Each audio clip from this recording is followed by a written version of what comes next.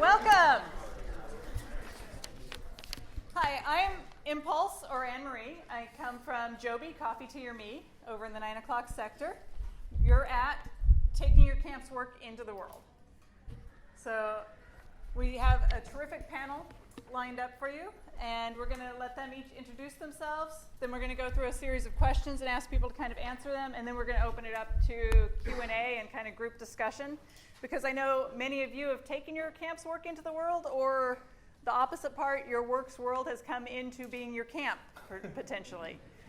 It's kind of a very fine line for many of us. So if I could I'm going to pass this around because this is how they're recording everything. And the clearer the sound, the better it is long term. So I'll pass this along with you. Sure. So I start. Okay. My name is Pablo. I'm from Mexico City. I'm the founder of Mayan Warrior Camp in Nardgar. I'm an entrepreneur from Mexico City.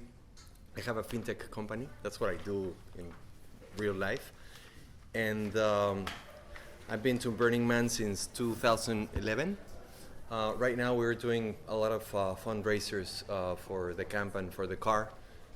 What we do is basically focused on maintaining the project and also helping some Mayan communities in Mexico. So, and we're trying to figure out what is the best way to do that.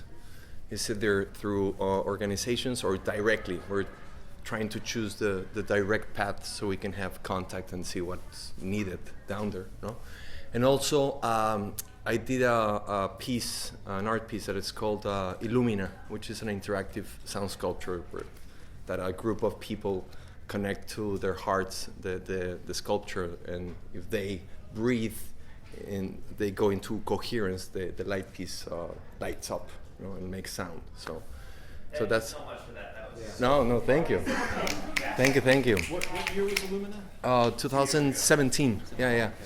So I have those two projects together that they were born at Burning Man, and we're trying to get them out into the world. Well, thank you. Hey, my name is Christopher Breedlove. I run an organization or a program for Burning Man called Burners Without Borders, and we're also a theme camp. And so I think what's kind of different maybe about Burners Without Borders is, it just started in 2005 when a bunch of burners decided to go down to New Orleans. Hurricane Katrina pummeled into the Gulf Coast, and about 35 people at Burning Man said, hey, we need to do something. We have all the tools. We have all the resources. And so they went down there, and they did a 9-month trip down there and ended up gifting over $1 million worth of demolition work to the local community. And it was kind of this aha moment where it's like, oh my gosh, it takes all of the same skills to build a theme camp as it does to do a disaster relief project. We're camping, we're doing water systems, we're using heavy equipment. And so after that, we then became a theme camp. And so since then, we've been supporting projects out in the world. We've probably done about 160 projects or so over the last 14 years. And that's not like us. That's a whole decentralized network of people. And then the other thing that we really do is try and focus on helping other camps do that as well. Because it's not necessarily that easy. And we're a huge duocracy, and we have huge hearts, but sometimes figuring out exactly how to do this work is kind of complicated.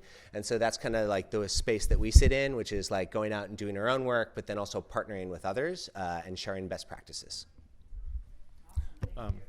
I'm Aaron Mazelsky, and I run a program called Burning Wish, which some of you probably saw me present on earlier this morning. It's a community of survivors, caregivers, and volunteers that are making Burning Man more accessible to cancer patients. I started it in 2017, which was the year after I was treated for stage 4 colon cancer. I'm a longtime burner, been burning since 1995. I'm a DPW volunteer, and I'm one of the artists that build the effigy of the man. And I was able, fortunately, thanks to the support of friends, to make it out to Burning Man during my treatment several times. And that was so profoundly transformative for me, so beneficial. When you're facing something like cancer, it's very easy to get focused on the illness you're fighting against and to forget what you're living for. And going out to the burn reconnected me with my community, my friends, my family, and gave me the purpose I needed to go back and finish my treatment. And so in the year after that, it was suggested, or the idea emerged, that maybe that would be for other people too, which hadn't occurred to me. And so we've been looking into finding ways to make that more possible, and it is more possible for more people than you might expect. As I said this morning, we've brought 15 people out so far, and increasingly, and relevant to this discussion, it's become obvious already that that's not simply going to be a program about the 1 week of the year of Burning Man, but about forming a more durable year-round community of support for people who are survivors, newly diagnosed, or in some cases end of life, and sharing all the resources that this amazing community has and pushing that out to this particular experience. So. Thank you all for the work you're doing, because it does take our culture a little broader. It shows the impacts that many of us want to have. So that was a little bit about the details of what you do. Before we get into how other people can take theirs out there, how can camps support what you're doing or become more involved if they're interested? Is there a way? I'll start with this one. Sure. I would say there's 3 different ways. And so one is Burners Without Borders is a network. And so if you guys are interested, you should join our network. And I talk a lot about, like, as Black Rock City, that's what BWB is. If none of you showed up to Black Rock City, it'd be kind of lame. And if none of you join our network, BWB is going to be pretty lame. You know, it is made up of all of you who are participating in what we do that makes it really amazing. So that's like number one. Number 2 is if you guys are really inspired to start your own projects in your own communities, we'd love to talk with you, and we'd love to support you in whatever that looks like. And so we give away grants. We are probably going to start doing fiscal sponsorship again. So if you want to do fundraising and you don't have your own 501c3, we can assist you with that. And then we can also connect you with people who may have done similar things. And then I think the third thing is I'm going to talk about this a little bit tomorrow, but we're going to be launching something called Bwb Resource Partners. And actually, this is a good story about Mayan Warrior. This is Molly Rose. She works on BWB too, so if you want to chat with her, you should also say hi. But her and I were in New York, and the Paradise Fires were going on up north. And I got a call from a guy who runs a non-for-profit about giving away food, and he was like, hey, I'm at this food shelter. People are going to start showing up here in the next 2 days. He's like, their refrigeration system is broken, and their contractor's MIA. He's like, I know you know Burners. Do you guys have a fridge truck? And I was like, I don't have a fridge truck, but I reached out to the theme camp organizers' Facebook page, and within 2 hours of me putting out that call, someone from Mayan Warrior Camp named Barrett reached out to us and said, hey, we have a fridge truck. We can get it there in a week. And so, you know, I just connected those 2 people. Barrett and Justin started talking, and the fridge truck went up there and has been cooling food for the community up there every week as they're doing these resource distributions. And it was like, oh man, how cool is that? That's like amazing, because that fridge truck is probably sitting there 10 months of the year not being used. And so we're imagining this new network called Bwb Resource Partners, and we want theme camps to opt into this option. And so we want you to tell us what type of equipment you have and where it's going to be. And we're going to create a live asset map of where all that equipment is across the country. And then as projects emerge through the network and we're aware of them, I mean, we'll vet them, but then we'll be able to connect them with theme camps that are nearby where they're going to do projects. And to me, that's like one of the kind of new ways I think we're going to be able to start working with theme camps in this way, because it's like there's all these people around the globe who want to be doing work, and then all of us have this infrastructure. And so how do we kind of look at where those things are? So, yeah. That's actually exactly the model that we're following as well. That's a really inspiring thing. That I wouldn't have ever dared to do this were it not for my understanding. Like, the map I see when I look at Black Rock City is this map of abundance and all these resources. So both for my own self and my own camps in the past, when we've, in 2007, when the man was burned early, and we had to rebuild what normally takes several weeks to construct. We had several days to do it. That would not have happened had it not been for the community coming together. And we put out calls for supplies, tools, other resources, and they materialized at the man base overnight. The ability of this community to manifest behind an intention and to solve those problems dynamically just continues to amaze me. And so I wouldn't have attempted to start Burning Wish without that knowing that I could trust that at any problem we had, I could reach out to our community and get it solved. So we're not trying to be the central repository of solving problems for patients. We're trying to build a network that lets us like, oh, you have these needs. Oh, these people have those resources. You have this interest. You should talk to them. And sometimes we'll step in and say, oh, we need to buy someone a mobility device. Okay, let's get some financial donation and just do that. But when that happened for us last year, someone actually contacted us proactively and said, hey, we want to build a mobility device for you. Normally it costs us this much. If you can just buy the base vehicle, which has an actual, at the store cost of this much, we will build it and deliver it to your recipient for them. Like, done. So being that sort of networking node and central repository of understanding of how to do this lets us scale our impact far more than if it was just me running around, trying to put people in camps or trying to make a camp for cancer patients, which sounds really depressing. To answer your question, the way you can help us is become part of that network.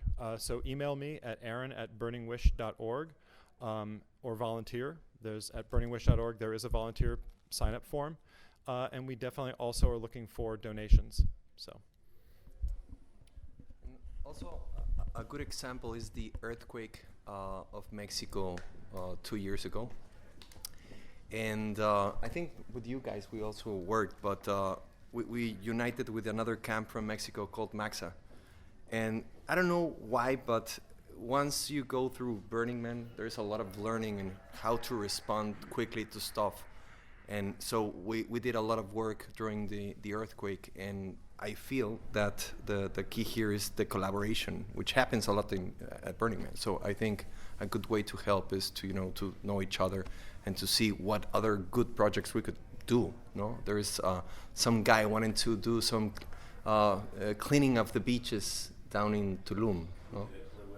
Yeah. So we want to go next year and do that work, kind of like taking turns, no? So I think that there's a lot of stuff that we could do together. That also makes me think of the role that Mayan Warrior played last year in the drone performance, amplifying. Like, this is not something you normally think about with a large-scale sound mobile art piece, but they were the amplified sound source for the drone performance with Dutch pianist Joop Beving, and it was just beautiful, and beautiful to be able to hear his music in that setting so clearly, thanks to, and that's not, you think of an art car, you think, oh, it's always dance music. No, it's not always. If you seize these opportunities for collaboration, then our potential to do things and create different types of art gets so much greater. So. That's a good point. So it sounds like one of the biggest things we can do is to stay in touch, to go to your sites. You've got a website coming out for Burners Without Borders. Is that up, the new page, or? It is. If you guys want to go, burnerswithoutborders.org is always there, but right now you can go to burnerswithoutborders.org/theme camp, and it actually lists kind of what I was just talking about, how you can get connected to our network and how you can tell us where your resources are and kind of what that's going to be about. And we can push that out? Yeah, totally. That's for both resources and assets. Like if we've been acquiring ship pods, et cetera. Yeah. Okay. I mean, if you want me to, I'd love to tell one more story. I mean, so just real quick, I mean, it's like there's another camp called Camp Epic that a couple years ago, they've been building all these container houses. And then the Santa Rosa fires happened, and they were like, hey, we have these containers. And actually, they'd reached out to us because of the hurricanes. And it was like, oh, okay. I'm like, you guys have containers. How much is that? It's $1.50 a mile. It's like, how many tens of thousands of dollars move it down to Florida? That doesn't make sense. But then 2 weeks later, the fires in Santa Rosa started, and I was like, all right, this is where it goes. And again, it's like this relational network where like one of our old project leads was living up there. She's like, I have a lot. And so we were able to work together with her and with Camp Epic, and they were able to drop those containers up there as a possibility for housing. And it didn't work because, and this is the thing I think too, that if we're theme camps trying to go out and do this work, we have to remember it might not always work how we think, because one of the things that we found is we dropped all those containers and it should have been able to house 80 people, but California and Nevada temporary housing laws are different. And so while those housing units were legal in Nevada, they weren't in California because they didn't have big enough windows. And so unfortunately, it was like this $30,000 2-month project that didn't work. But it's like, to me, again, we're a prototyping culture. We want to keep on trying things. And if we succeed every time, I don't think we're doing like anything that new. And so while it didn't work for the housing, what that did is it taught us what we needed to do. And now Camp Epic and now Playa Alchemist, who's also doing some of these container houses, all of those have windows in them, so those can be used next time. And it's like sometimes these projects are kind of like these learning lessons in how we're going to be able to activate that infrastructure. Theme-camp maybe? Try that. Yeah, but the ship pods, they work perfectly. We put all of ours in the earthquake for temporary housing, so it's also good to know. Before at the time I brought that up. That was an amazing collaboration that really affects people. Awesome. Yeah, so it's good to. Yeah, I'll give you one other example too. Is that whatever it was in 2016 when Red Lightning was when Standing Rock was happening, Red Lightning actually came up to us on Playa and they were like, "Hey, we feel really called. A big part of our camp is inspired by Native American culture. We want to go do something." And so they ended up bringing out their dome and they ended up bringing out this entire alternative energy system. And again, like getting in there wasn't as easy as they thought. There were some rough edges to it, but at the end of the day, they ended up building the entire winterization system for Standing Rock. And so when everyone else was trying to figure out how to like get the place ready for winter, they had a dome that was heated and was powered, and everyone could gather in every morning and have those conversations. And again, it's like otherwise that dome would have been sitting somewhere in a container in LA, not being used. And so I just think, and these are like really big ideas. I think there's a lot of like smaller ideas too, where like, again, theme camp infrastructure can just be utilized to help social impact projects. So yes on shift pods is basically what I'm saying. So burners and theme camps in particular getting shit done and taking care of their people. That's what it sounds like. So you guys took your work out into the world. A lot of us want to have bigger impact. And what are some of your lessons learned, good, bad? The bad are just as important. If people want to start taking their camp's work a little bit farther. It will be great to know what are the desires or intentions of doing that for the camps to know how to approach the. Well, we'll open up to questions in just a moment. Do any of you have any that are lessons learned that you'd like to share? Things like, should you become a nonprofit in order to go a little broader, or is there anything that went really poorly? Well, I could say something that we have learned about the fundraisers is that people start to ask, like, hey, what are you doing with like all that money? People are not aware of how much Burning Man costs, and that's one thing. The other is that people that haven't gone to Burning Man, when they see the word fundraiser, they ask, hey, what are you raising funds for? If you say, to go back to Burning Man, they go like, what? No, we're just helping you do your party in the desert. So I think there has to be that's what we want to do right now. We're working on that. We want to be very transparent, of what we do with the money, how much we give to the communities, and then do a nonprofit. Of course, we're in the process of that. And just be very clear, because very transparent. We don't know if we want to be fully transparent. Like you can see like every cent where it went. We don't know. Not everybody needs your budget, but they need to know the difference between you're going back to Burning Man to party and we're going to go help this indigenous community get water to their exactly. Kind of thing.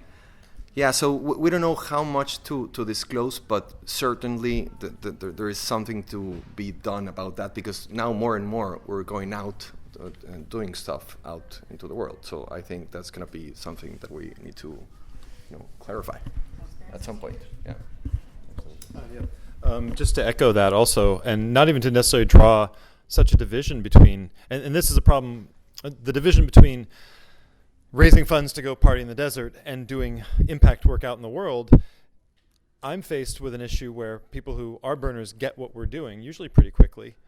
People who aren't sometimes ask, why should, it costs about $3,000 to $5,000 to, all in to get someone to and from Burning Man safely. Like, well, if you talk about travel assistance, we brought people from South Africa and the Virgin Islands, so there's airfare. And, the goal for our program is for this to be 100% a gift. We aren't there for all of our recipients yet. But just think about it. If you're going through major illness, you're already at capacity in terms of your family's finances and your energy level. If I was going through chemo and someone came back and said, I just went to Euro Disney and Euro Disney is amazing, you have to go. Here are 2 tickets to Euro Disney. I'd be like, fuck you. I now have an obligation to organize a trip to Europe while I'm organizing my cancer treatment. And how much is that going to cost me? I appreciate the intention, but you're not helping. So unless you can really meet people where they're at and handle, not be a burden, that's not actually a gift. So I have to explain to people, who we're seeking support from, that actually a party in the desert is, first off, it's not just a party in the desert, but also getting someone who's going through this experience out to Burning Man, where they may think, the donor or the other person may think of it as a party in the desert. Actually, it's so much more than that. And honestly, even if all this person experiences, even if they don't do yoga at dawn and have, and see God, and they just go to a party in the desert before they die from cancer, I'm fine with that. Like, I'm happy to raise money on their behalf to give them that experience if that's the experience they want. So those are things that make sense, I think, within our community, but translating that out to the world and to bridging that gap can take a little bit of thought on our part and more communication than just another Burning Man fundraiser, when you just trigger all of people's prejudice about what Burning Man is in their mind, having never been. So. Just say, I think you can lean into your strengths. I think that's something that is really apparent. And I've seen a lot of theme camps also support other organizations, because theme camps tend to be really good at throwing parties. And honestly, other non-for-profits kind of suck at it. And so I've seen some really, really amazing partnerships in that way, where Comfort and Joy does a food drive for the Paiutes every year. And so for 10 years running at their fundraisers, they do these food drives, and then they just deliver that food to the Paiutes, and they've been developing that relationship.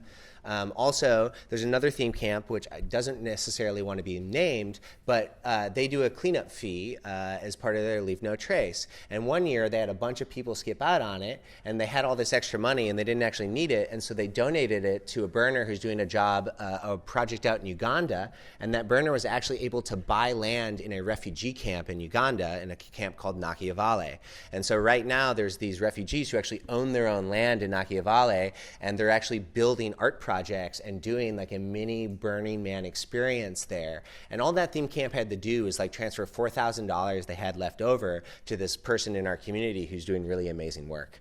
And so it's there's these different levels of what you can be doing. And I think that, we all feel good when we're doing that sort of work. And so, I don't know, for my camp, it's that thing where we go out and we party, and then there's this feeling that something else kind of came out of that too. And that's really amazing. Just one more thought on this. Since the question now I realize was things that didn't work so well. Fortunately, we haven't, that's an amazing story though. Fortunately, we haven't run into this with Burning Wish, but that's only because I've been burning for 2+ decades, and I've already made, hopefully, most of my obvious mistakes. And some of the big ones that we're really, really trying to avoid with this program is over-promising and under-delivering. And that's especially tempting to fall into that trap when you're doing something that you really believe in as a positive social good. There's this impetus that you want to oh God, I have to help everyone, or I have to do it to the nth degree instead of just do my minimum viable initial version. So one of the toughest things about that for us, last year, was saying no. Getting on the phone with people who may not ever have another chance to go to Burning Man, saying, honestly, based on what you've described about your health situation, I don't think we are in a position to support you. We can't bring you to this experience safely, given your circumstances. I'm sorry. That's really hard, but I feel much better about that than feeling, swept up in, oh, I'm going to do this for everybody, and then badly dropping the ball for some people who are in a very vulnerable place. So, temper yourself, keep that long-term goal in sight, recognize that's why you're doing it, but be okay with doing, working within your current capacity and growing into that larger vision.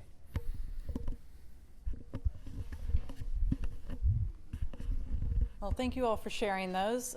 I want to put the recording device in the center of the room and open it up to questions and ideas about the things you guys are working on.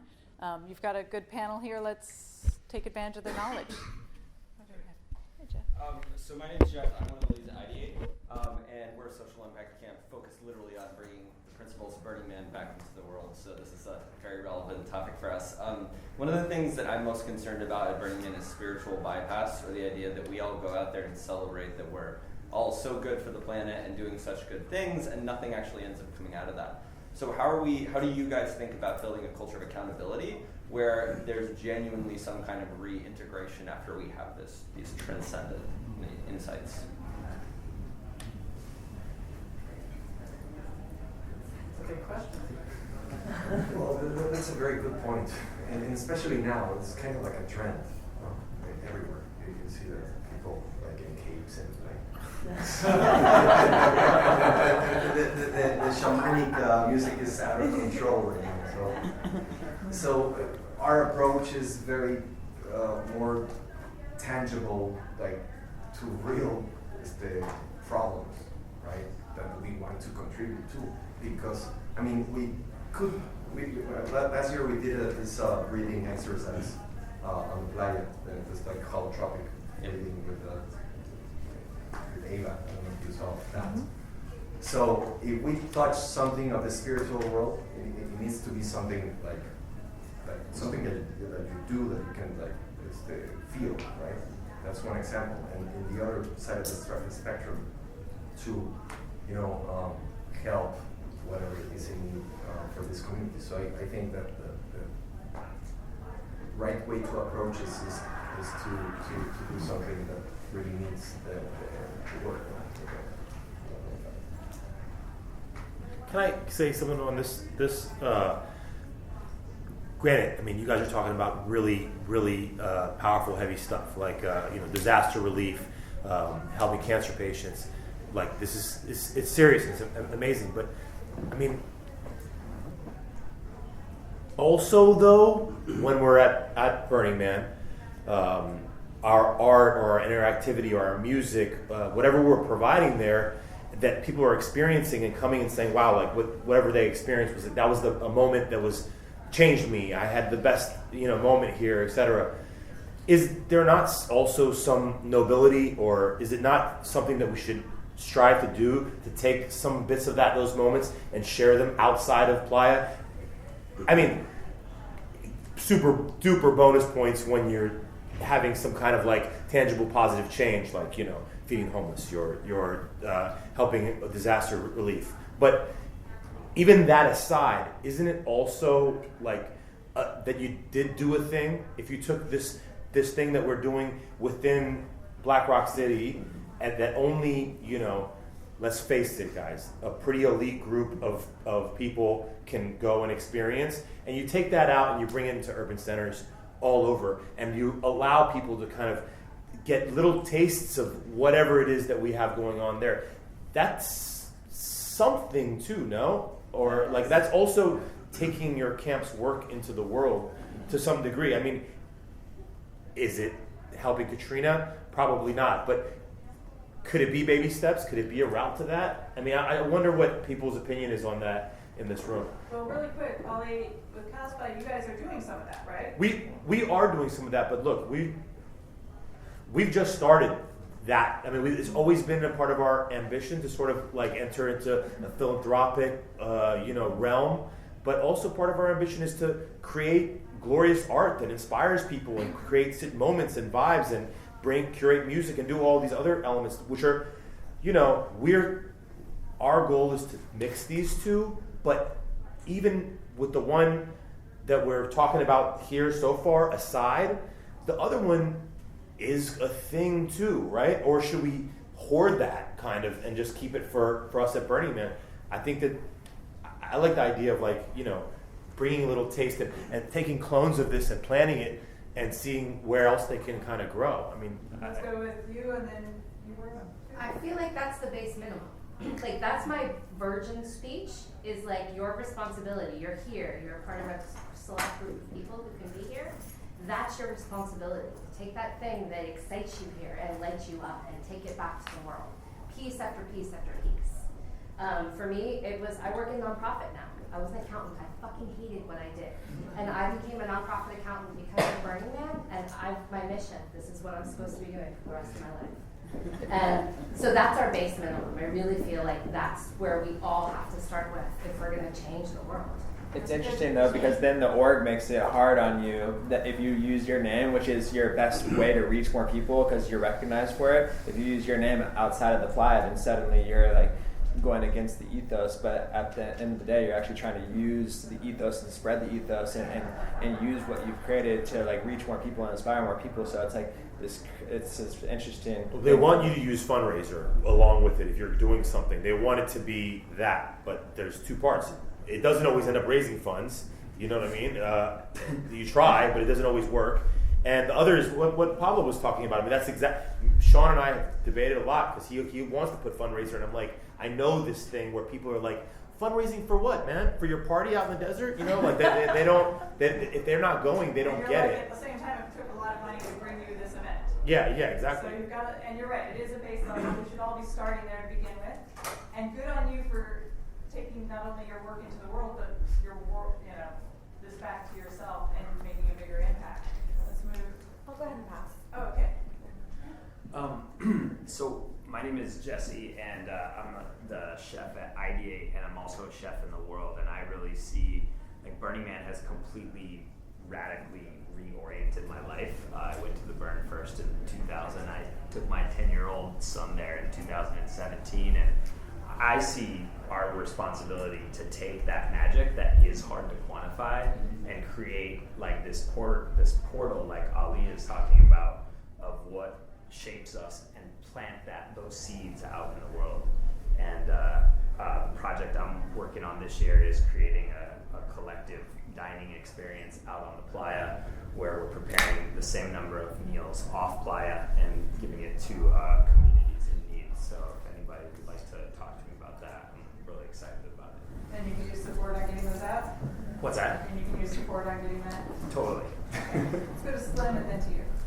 Just to address what Ollie was saying, that tension I feel that you saying like, is that enough? Is it just bringing this sort of that core of the Burning Man, the dance experience or whatever you find joy and transcendence and direct experience from Burning Man, bringing that back out into the world is yes, it's not housing refugees or whatever. Is that enough? That tension or that feeling of inadequacy and in fact in some senses I don't feel very good about this particular divide because obviously we're sort of cherry picked for these really obviously big things that are being done, but I don't think it's not your framing of it is like, is that enough? More than is that enough? I think that's the core of it all. That's the fundamental spark that led to the insight that created Birds Without Borders, that facilitated my experience, that led to me even daring to do something larger than myself, that led to the creation of an art vehicle and a community as large and as dynamic and as enriching as My Own Warrior. That's it. Yeah, we've started too, trying to take a portion of the proceeds and use them for a philanthropic effort that helps out local communities right there. So take away the alienation. And then part of this is with this goal that people will come to these parties and then know that this is also happening and then associate that heightened vibration from the party with the good doing and then suddenly, feel some good karma from it and be like, I want to keep doing that and maybe set the bar, start a new influence that even if it's not connected with very legible social impact work, simply that process of connecting individuals in the world with that spark of actualization, and the sense that there's a community around this that values this, that doesn't just value you as a consumer or as what brands you're wearing, but for this moment of shared realness. That's saving lives, and that work ripples outward at scale. I think that's really the sort of is that enough? That's the beginning of all of this. Like you said, that's the base that we all start with too. I was just gonna reiterate what he says. We call it partying with a purpose. So whenever we do our fundraisers, we'll tie it with a food drive or a toy drive or something for a local shelter, and then we've raised thousands of dollars that way into our community, and it benefits also our collective that's nonprofit.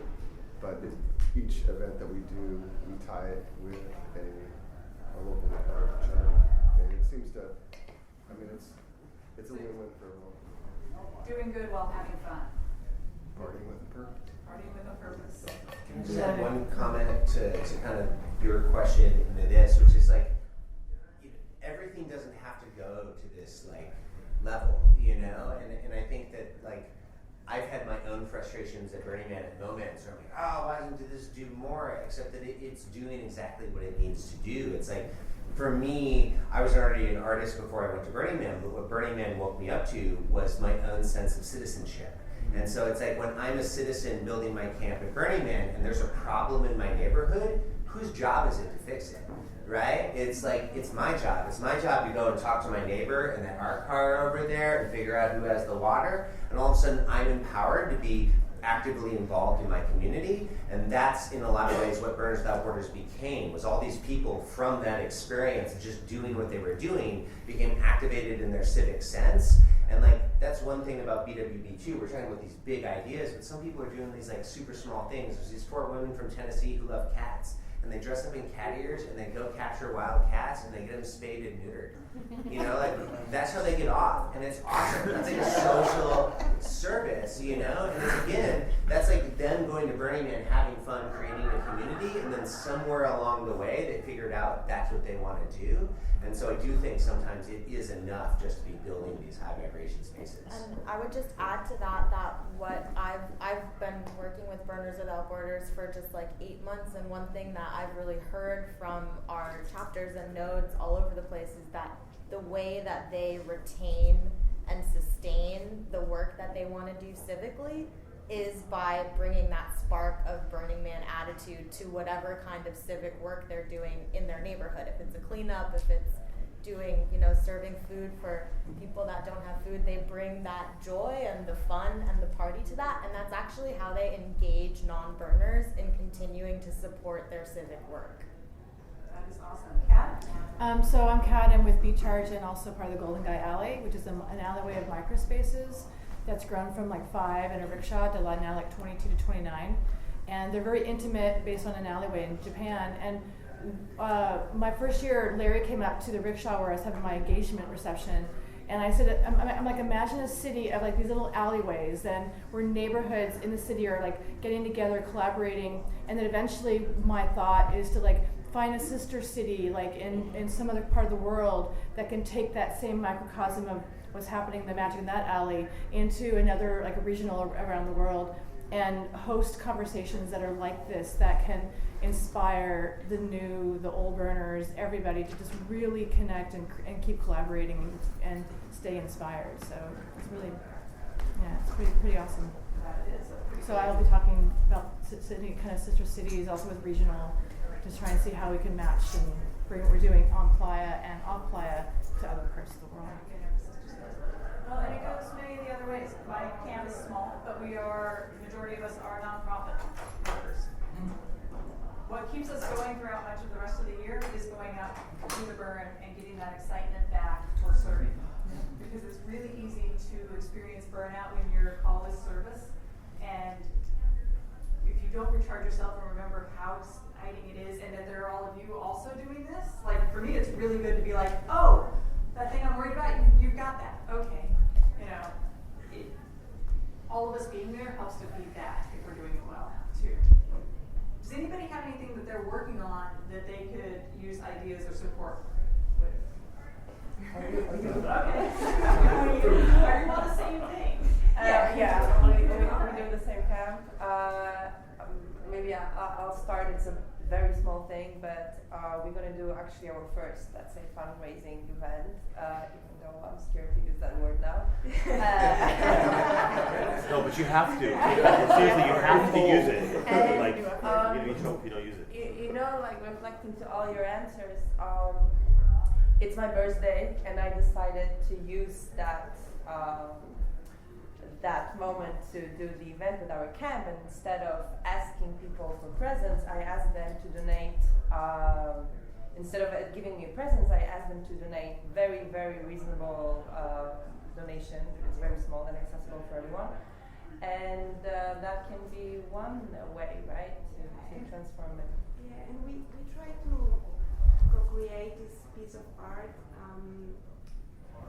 I have so much inspiration of the default world, because the default world really have such amazing communities that have the same values that Burning Man.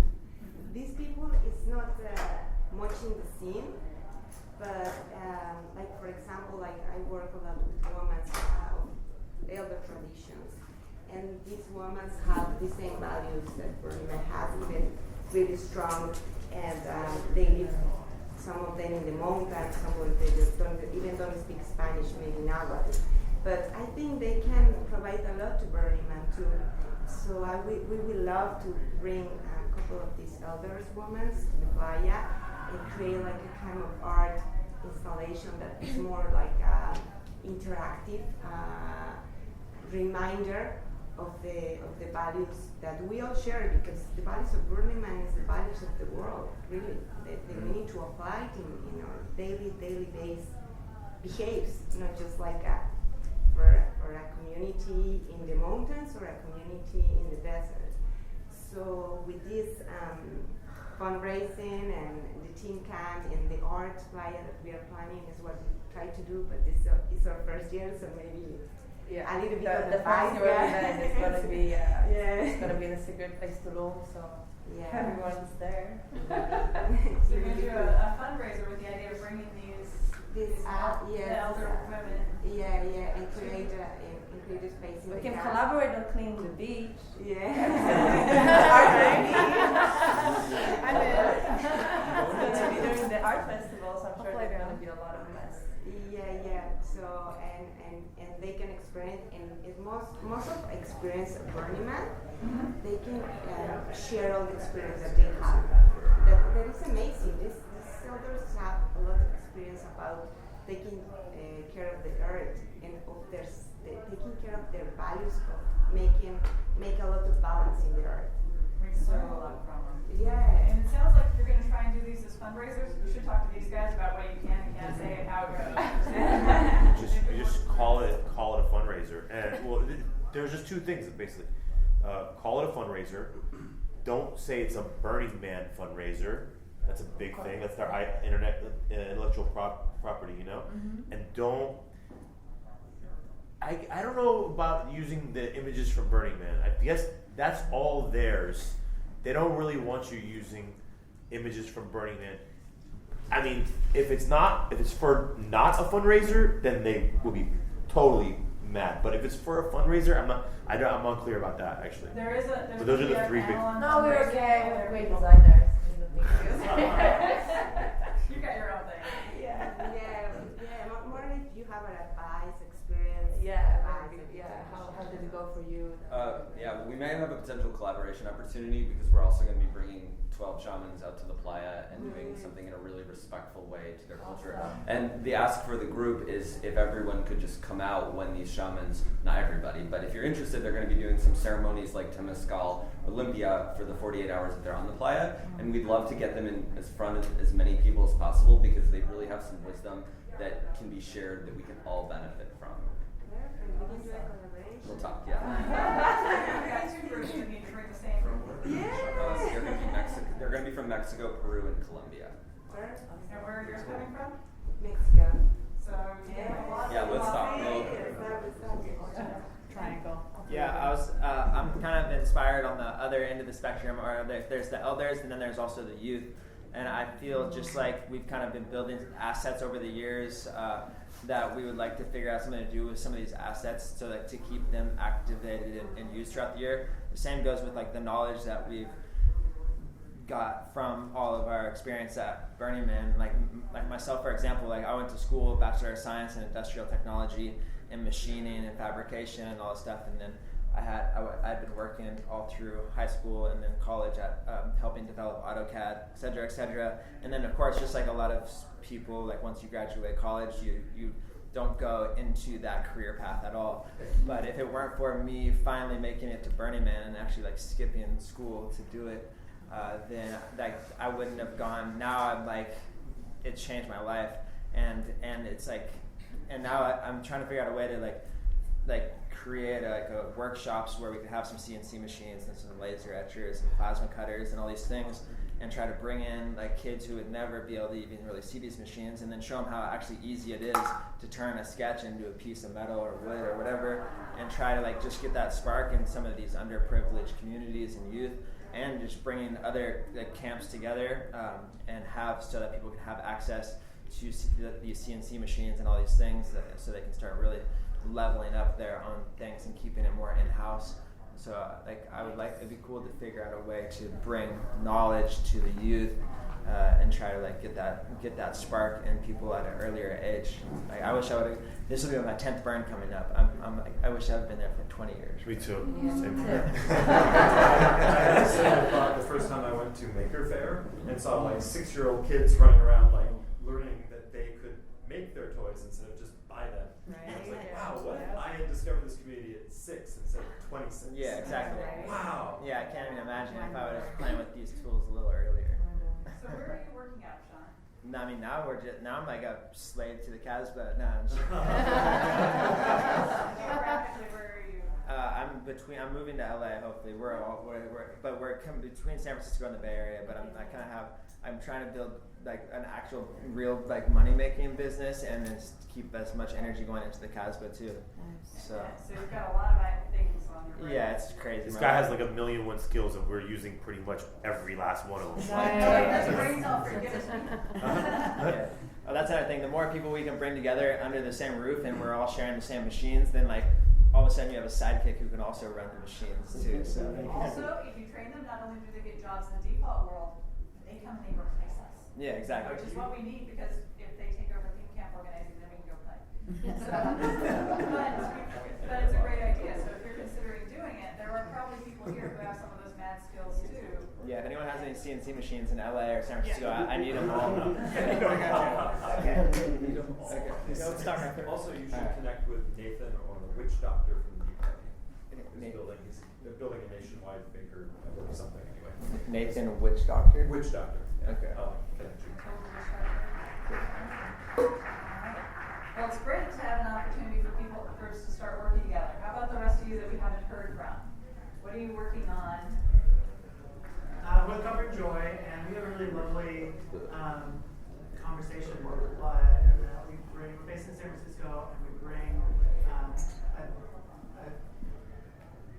more than a dollop of queerness to the play, which, and we also bring our experiences there back. And our focus, we started as a Burning Man camp, but have grown into a really successful and thriving nonprofit in San Francisco.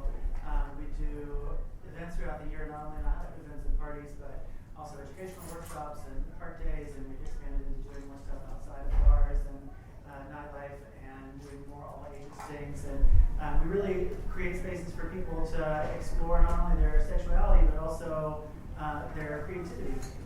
We create these venues where we basically make a lot of opportunities for people to make stuff. So, we just have these open art days. Hey, come, we've got a bunch of sewing machines set up. We're making pillows for the party. Like, come on and do this thing. We really need space is a big challenge right now. We're making money. We have a successful model, but we're looking for space in San Francisco where queer spaces are evaporating before our very eyes. And but we have the biggest constraint that most of our people run into. We have all of these talented, creative individuals that are making shit in their living rooms right now, and the living rooms are getting more and more expensive. Space in the Bay Area. Yeah,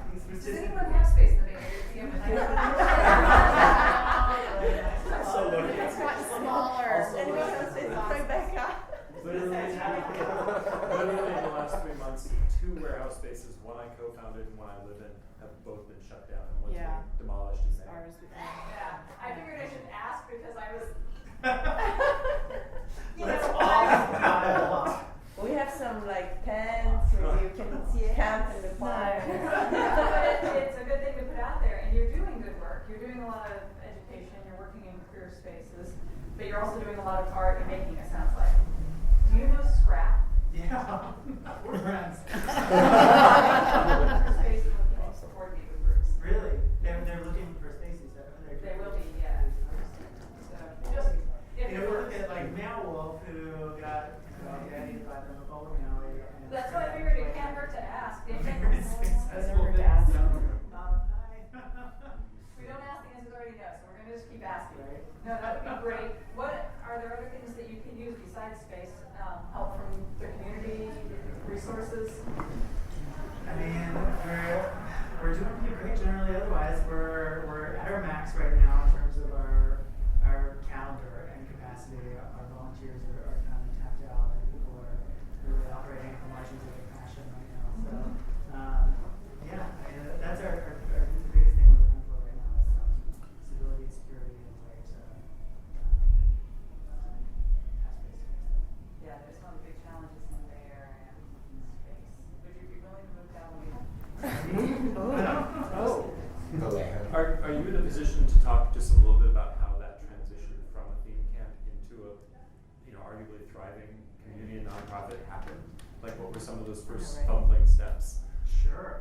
So we have been coming to the Fly for like 17 years now, and I think it happened sort of organically.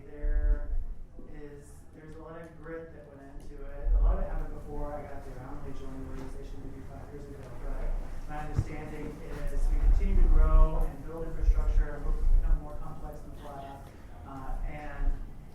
We had this corresponding element in San Francisco throwing these events, and things it got to be too big for too much power was concentrated in too few hands, and we just sort of outgrew that, and it came to a point where it was make or break. Either we were going to fall apart and everything was going to disappear, or we were going to band together and commit and take the next step into organizing. And becoming a nonprofit, it's tricky. It's kind of, I sometimes refer to our board as a beard, because the nonprofit is this identity that we take on in order to conform to the paperwork and bureaucracy and to give us legitimacy in the face of the government. But it actually doesn't reflect how we work at all as an organization. We're something close to consensus based, and we're a membership corporation, and we make all of our decisions as a family. And so that dance between becoming this hyper-organized, bureaucratic, administrative behemoth, and holding on to the heart and uniqueness that makes us where we are has been fascinating. I mean, I think we turned a nonprofit 5 years ago, and it's working for us, mostly thanks to the commitment of the people that are there to make sure that it continues. We've made some good decisions early on, I think, in terms of the way that the organization is structured. We have a governing body beyond our mandated board of directors, Purple Circle, we call them, people who are actively engaged in the organization full-time, year-round. And we come together monthly and talk about what's going on. We've got our subcommittee set up, and it's just a lot of passion and organization. And was the move to nonprofit to provide the financial structure, or was it to provide some levels of, safety, security, Yes, and it's all of that. Becoming a nonprofit is a huge administrative burden and headache in so many ways, but also it becomes this flame where if you're going to, you get people who are bought in and engaged in this, and by virtue of that, everything just gets bigger. The money that you're making gets bigger, the events get bigger, the donations get bigger, the interest gets bigger. You coalesce around this mission, and it brings this clarity and crystallization to the work that you're doing, as opposed to being a Burning Man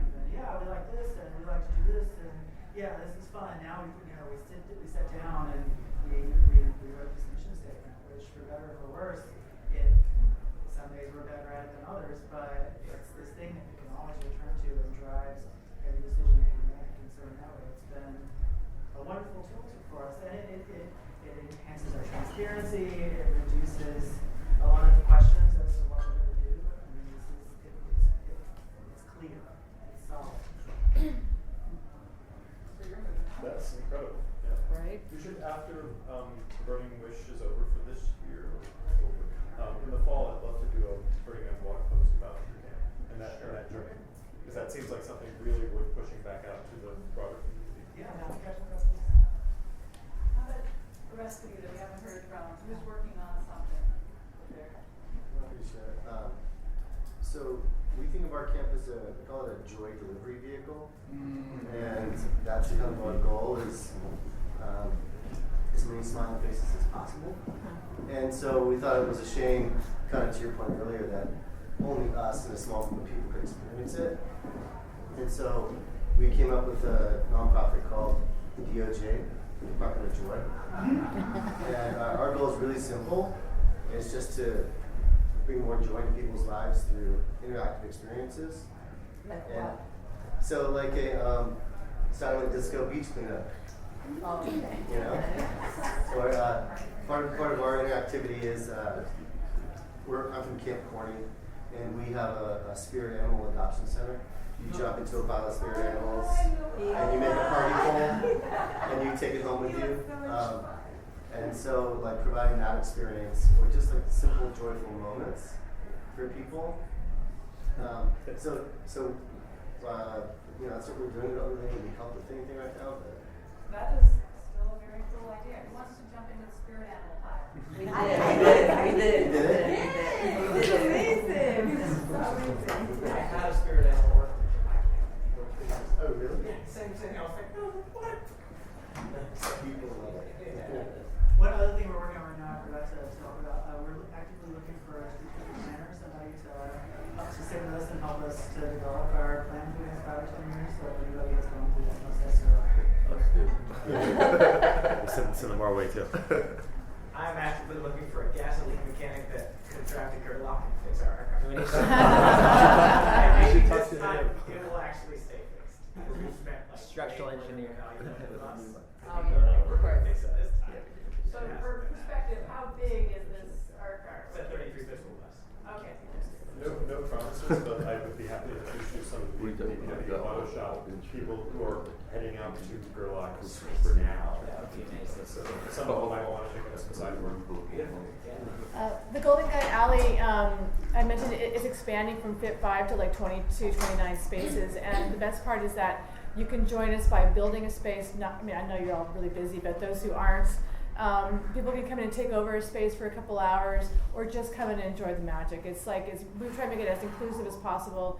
And one of my favorite things is we had open spots, and so one night these millennials dropped in like a coffee bar, and just people knew just to like show up and just join us without even having to ask us, which we realized we were doing our job well when they just started just dropping in on us. So if you want to know more, let me know, or just go to goldenguyalley.com. It's all there.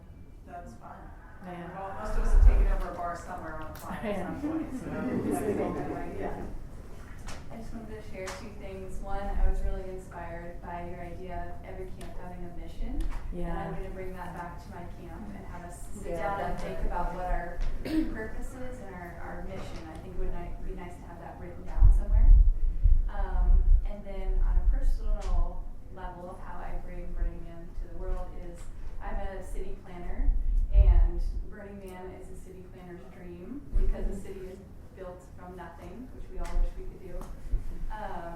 And so I just take the ideas of walkability and not being afraid of density and knowing your neighbors, civic engagement, to a planning conference that I go to every year and do a little talk about things we can learn about community and cohesion through Burning Man.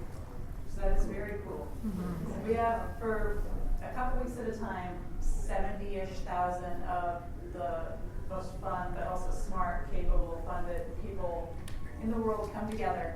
What do we create out there? We create art and community. We don't create a water system. We never do that. So it shows really what our values are when you take it back out there, and what most people's values would be. So it's a good way to do it.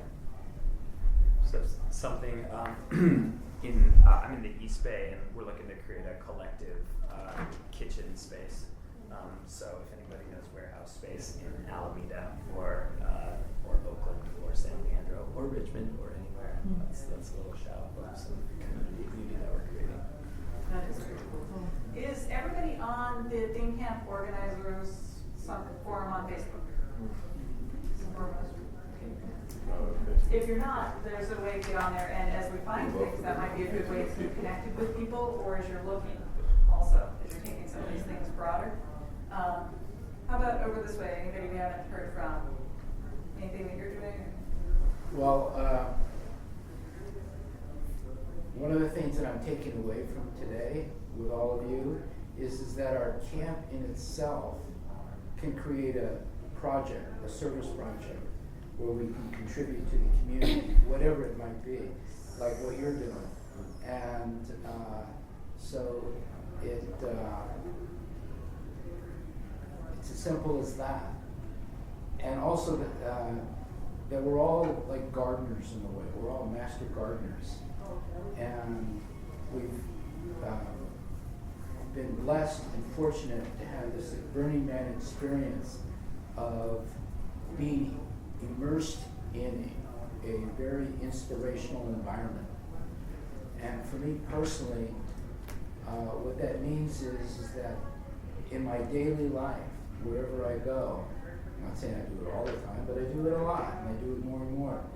I connect with people, I listen, I found out what they're up to and how I can support their inspiration. And that's a gift of Burning Man that I want to pass on. So that's, we'll just say my own personal Burning Man project. That's my own personal project that's around Burning Man. Yeah, that's important. As you mentioned, they were chosen because they're doing huge things. Right. But it's all important. That's right. It's the little stuff. And you never know what it's going to impact. Yeah. So my brain is kind of working in both directions. I'm a sex educator, and I mostly work with youth. But I'm like head over heels with the whole 11 principles consent. And I think part of what I bring to Burning Man is like, and really like to promote there, as we are all doing, is putting into practice consent, because I think we are, it's one thing to talk about it theoretically and like see the poster of the fries, which I love teaching, which is really fun, and Burning Man is a place where you are constantly presented with options every single day and moments where you can actually ingrain those behaviors and actually say, do you hug, instead of just going in for the big one. And I think that is ingraining those behaviors at the playa then gives 75,000 people an opportunity to take that back to their family members who are like, ew, fuck Burning Man, I never want to go to that. But then they see their niece or nephew at the holidays and they're like, high five or handshake or hug, and they can give them options, or just be like, hey, it's great to see you, do you want a hug? And I think that's just like something simple that we can all do. And I'm just Thanks for bringing that up, because it is something that they're talking about more and more, and that we all need to be talking about. At the last one I was at, there was a camp that in their manual added a consent page. So maybe we need to be doing that more, and how it implements our camp we bring back with us a little bit better. We've got just a few more minutes. Does anybody? I just want to add one other thing. At the post office, one of the things I do at the window frequently is ask people which of the 10 principles, are you familiar with the 10 principles? Which ones do they identify with? And is there anything in those 10 principles that they can take home with to work on and expand upon in the other 51 weeks of the year? So that's really, leave no trace is a big one for me, and I made up leave no trace signs that I put on roads.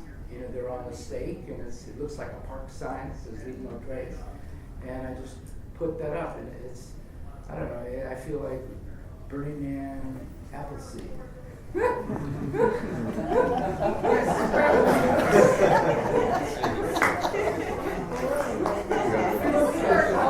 Signs, music, parties, many ways, through joys. Gustavo also has a great Yeah, project. I'm Gustavo from La Grange, and we built last year with the Museum of the Desert of Coahuila and a community of Huichol, yes, a piece of dinosaurs. We found 2 dinosaurs. We found a Belafrons, yes, and we built that tunnel of the time, jumping a Rex, trying to hunt the Belafrons, yes, all in Huichol art, yes, and today we receive an invitation of Silicon Valley Mall to put the dinosaurs there, and then we are going to be in Washington, D.C., in the mall, and then to Calgary, yes, and then we don't know, but we need also to raise money to fly all the pieces, because it's like, I don't know, like 2 trailers, no? So we are trying to find a way to raise money all together, no? Right now, with all your thoughts, I imagine a big party, no? All together with the dinosaurs and things like where to be next, no?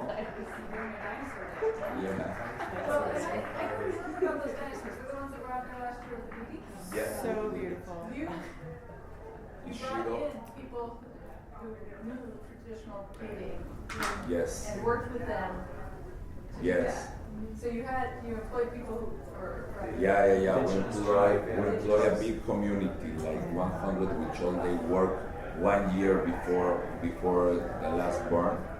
Yes, and today we are building a big wall with the metamorphosis of all the theme of this year. Yes, and it's going to be inside of the camp. Yes, and we are hosting 3 big dinners.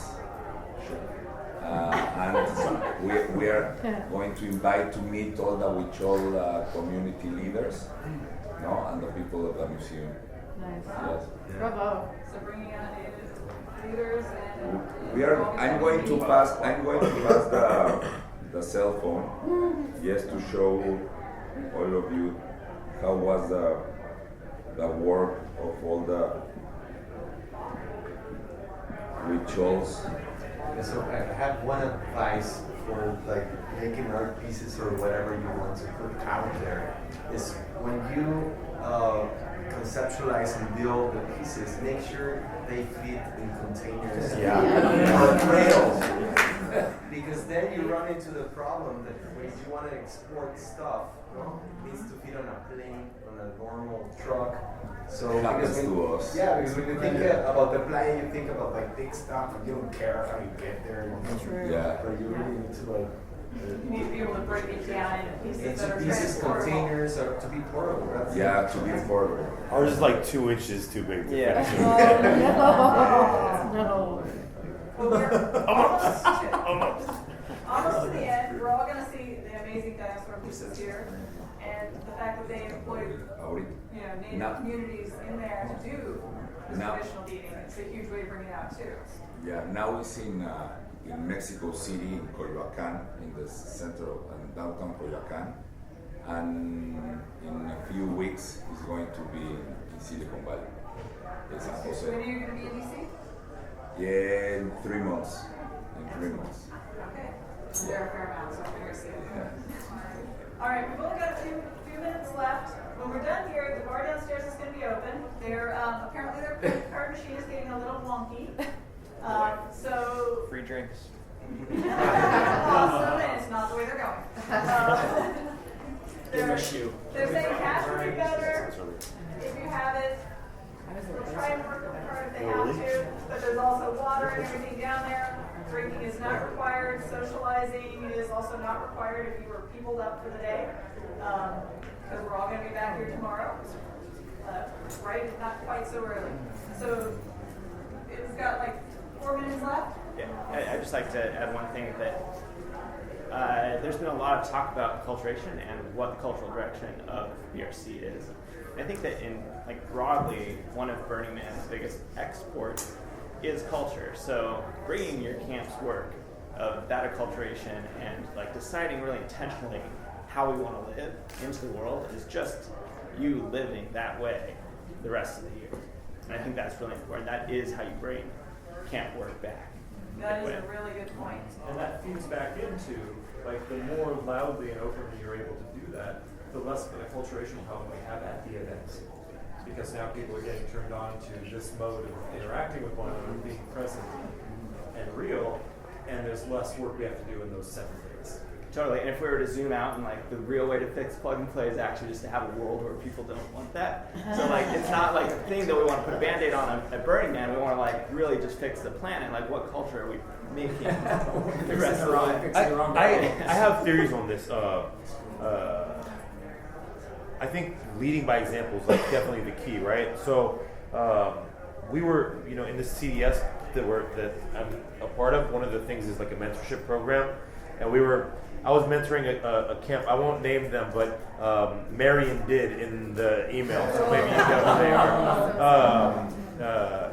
And it was a kind of a messed up situation, but I wanted more than anything to bring them to dinner at ours, because I thought that would show that if you make it kind of sexy, everybody's gonna want to copy you, right? Like, so if you're like, hey, like, look at what if people feel the vibe is so much better where you're doing it a little bit, better, they're gonna maybe try to baby steps inch towards you if they hear that that's cool. I know that there's burners they're super wealthy, they've camped at plug in place, and they're like, I didn't get an authentic experience. I want more out of this. People are getting something, and they're seeing it. If you're aware, you're seeing that, at Burning Man we have a really unique opportunity to grow at a really fast pace, like evolve quickly, learn new skills, come out of it empowered, transformed.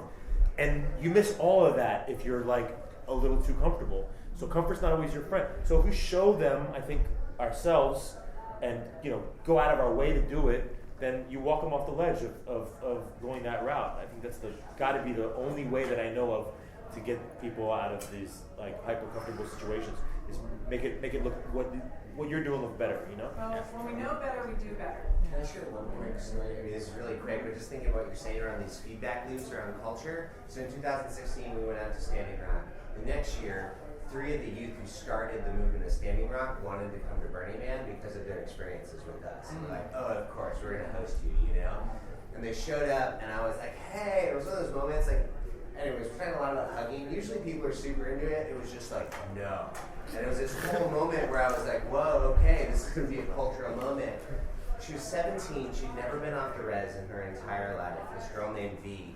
4 days later, she was hugging everybody. She was like downloading to us about all of this trauma she'd received from her family about white culture and all of this, right? So like shedding that. Then Temple Burn night, I'm sitting with her, and this person walks by in a headdress, right? And she's like, I don't like that. I'm like, go get him.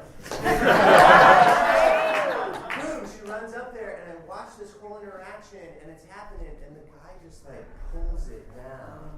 And I watch, and then they hug, and I come over, and I'm like, what's up? And she's like, he's from Europe, he doesn't know what this is, da-da-da-da. And I'm like, oh my gosh, it's like, like she's coming to our culture and teaching us, and we're going to their culture and teaching them, and it's this like co-learning experience. And I think that's part about going out in the world, big, small, whatever. It's like people who never thought they'd go to Burning Man are going to start coming to Burning Man, and that's amazing. Yeah.